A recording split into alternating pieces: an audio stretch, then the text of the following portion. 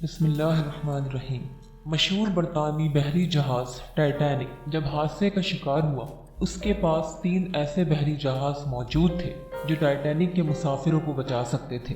سب سے قریب جہاز موجود تھا، اس کا نام سیمسن تھا اور وہ حادثے کے وقت ٹائٹینک سے صرف 7 میل دوری پر تھا۔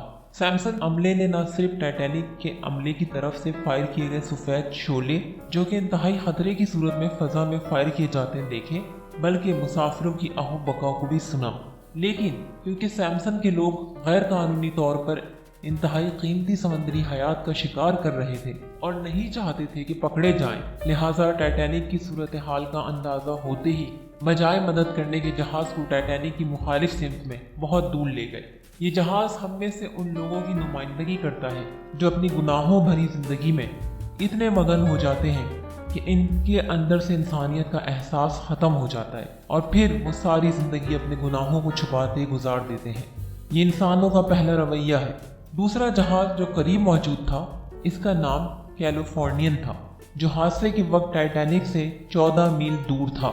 اس جہاز کے کیپٹن نے بھی ٹائٹینک کی طرف سے مدد کی پکار کو سنا اور باہر نکل کے سفید شعلے اپنی آنکھوں سے دیکھے، لیکن کیونکہ وہ اس وقت برف کی چٹانوں میں گھرا ہوا تھا اور اسے چٹانوں کی گرد چکر کاٹ کے ٹائٹینک تک پہنچنے میں خاصی مشکل صورتحال سے دوچار ہونا پڑتا، لہٰذا کیپٹن نے اس کی بجائے دوبارہ اپنے بستر میں جانا اور صبح کی روشنی کا انتظار کرنا مناسب سمجھا۔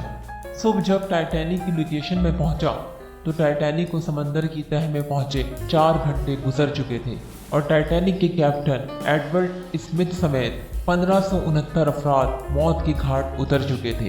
یہ جہاز ہم میں سے ان افراد کی نمائندگی کرتا ہے جو کسی کی مدد کرنے کو اپنی آسانی سے مشروط کر دیتے ہیں اور جب تک حالات حق میں نہ ہو کسی کی مدد کرنا اپنا فرض نہیں سمجھتے۔ یہ انسانوں کا حادثے کے بارے میں دوسرا رویہ ہے۔ تیسرا جہاز کارپیتھیا تھا جو ٹائٹینک سے 68 میل دور تھا۔ اس جہاز کے کیپٹن نے ریڈیو پہ ٹائٹینک کے مسافروں کی چیخو پکار سنی۔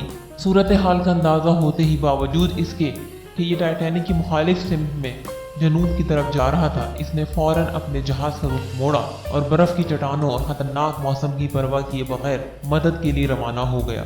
اگرچہ یہ دور ہونے کے باعث ٹائٹینک کے ڈوبنے کے 2 گھنٹے بعد لوکیشن پہ پہنچ سکا، لیکن یہ وہی جہاز تھا جس نے لائیو بوٹس پہ امداد کی منتظر ٹائٹینک کے باقی ماندہ 710 مسافروں کو زندہ بچایا تھا اور انہیں بحفاظت نیو یارک پہنچا دیا تھا۔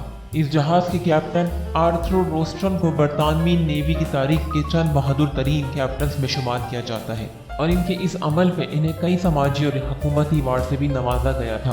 ہماری زندگی میں ہمیشہ مشکلات رہتی ہیں، چیلنجز رہتے ہیں، لیکن وہ جو ان مشکلات اور چیلنجز کا سامنا کرتے ہوئے بھی انسانیت کی بھلائی کے لیے کچھ کر جائیں، انہیں ہی انسان اور انسانیت یاد رکھتی ہے۔ دعا کریں کہ اللہ کسی کی مدد کی توفیق دے، کیونکہ یہ انسانیت کی معراج اور اعلیٰ ترین درجہ ہے۔